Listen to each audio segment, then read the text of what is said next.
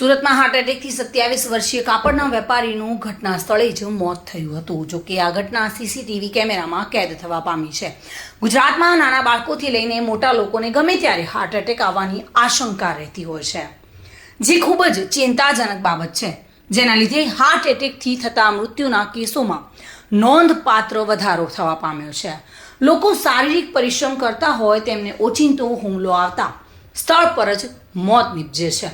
ત્યારે સુરત શહેરમાં હાર્ટ એટેકથી કાપડના વેપારીનું મોત થયું છે. પ્રાપ્ત માહિતી મુજબ સુરતમાં આવેલી કાપડની દુકાનના વેપારીને હાર્ટ એટેક આવતા તેનું મૃત્યુ થયું હતું. સુરત શહેરમાં રિંગ રોડ પર પદ્માવતી માર્કેટમાં કાપડની દુકાન આવેલી છે. એ દુકાનમાં 27 વર્ષીય વેપારી મહેશ્વરી મારવાડી બેઠા હતા. તે દરમિયાન તેમને ઓચિંતો હાર્ટ એટેક આવ્યો હતો. હાર્ટ એટેક આવતા જ 27 વર્ષીય વેપારીનું દુકાનમાં જ મોત નીપજ્યું હતું, જેના લીધે આસપાસના લોકો એકઠા થઈ ગયા હતા.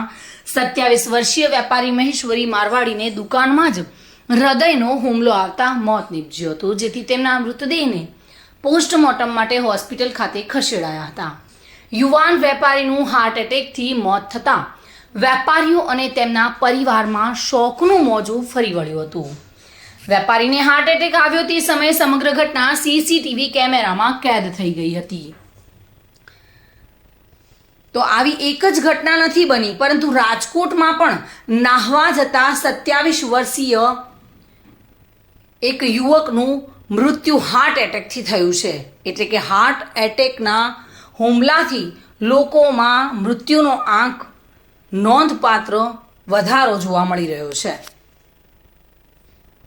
સુનિલ ગાંજાવાલા સાથે bureau report, today Gujarati news.